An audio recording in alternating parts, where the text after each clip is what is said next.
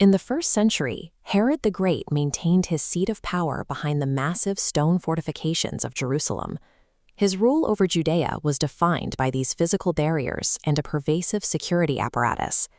This status quo changed when a diplomatic delegation from the east arrived in the capital. They weren't looking for Herod, they were searching for a newborn child they called the King of the Jews. For a ruler who had already executed members of his own family to protect his throne, the rumor of a rival heir was a credible threat. News of the search unsettled Herod and the city's leadership. Herod responded by mobilizing the local political and religious scholars. He ordered the chief priests and scribes to provide a briefing on where this specific Christ was supposed to be born. The scholars identified the location within the ancient Hebrew texts. According to the prophet, the birthplace was Bethlehem in the land of Judah. After securing the location, Herod questioned the travelers in a private meeting. He focused on the specific timeline of the star's appearance to establish exactly when the child would have been born. By combining the location from the scrolls with the timeline from the travelers, Herod had built a data profile of his target. He now had the information necessary to plan an interception. Herod directed the travelers to Bethlehem with a specific instruction: find the child and report back so the king could also go and worship him. The travelers followed the star they had seen in the east. The text describes it moving ahead of them until it stood directly over the specific house where the child was located. They reached the target coordinates in Bethlehem, a small town located a few miles south of Jerusalem. Inside the house, they found the child with his mother, Mary. They presented 3 specific physical assets: gold, frankincense, and myrrh. The reporting chain Herod established was broken that night. The travelers received a warning in a dream that detailed the king's actual intent. Rather than returning to Jerusalem, they exited the region using an alternate way. They bypassed Herod's capital entirely and returned to their own country. Herod's intelligence gathering had failed, his primary assets were gone, and he was left without eyes on the child's specific location. A second security warning followed.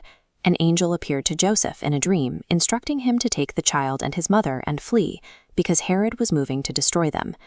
Joseph initiated an immediate extraction. He took his family and left for Egypt at night, moving while the city was asleep. By crossing into Egypt, the family moved outside of Herod's reach and into a different political jurisdiction. When Herod realized the travelers had bypassed him, his frustration translated into a change in tactics. Since he could no longer identify the single house, Herod shifted from a targeted strike to a regional one. He ordered his soldiers to execute every male child in Bethlehem and the surrounding territory. He set the age at 2 years old and under, based on the specific timeline he had established with the travelers. This move illustrated the reality of Herod's administration. When precision intelligence failed, the state resorted to wide-scale violence to ensure the threat was eliminated. The immediate threat ended with Herod's death. With the king gone, the political landscape of Judea began to shift. While in Egypt, Joseph received word that it was safe to return. He was told that those who had sought the child's life were no longer a factor. However, the return to Bethlehem was complicated by the new leadership. Herod's son, Archelaus, had taken his father's place in Judea, and his reputation for violence made Joseph hesitant to enter the region. After another warning, the family diverted their route. They bypassed Judea and headed north into the region of Galilee. They settled in Nazareth, a small and relatively obscure town built into the Galilean hills. Looking at the data, the family's movement followed a specific pattern. The birth in Bethlehem, the flight to Egypt, the events in Ramah, and the final move to Nazareth all aligned with specific markers in the prophetic texts written centuries earlier. The narrative suggests that while Herod was using his resources to track a target, the family was following a different map.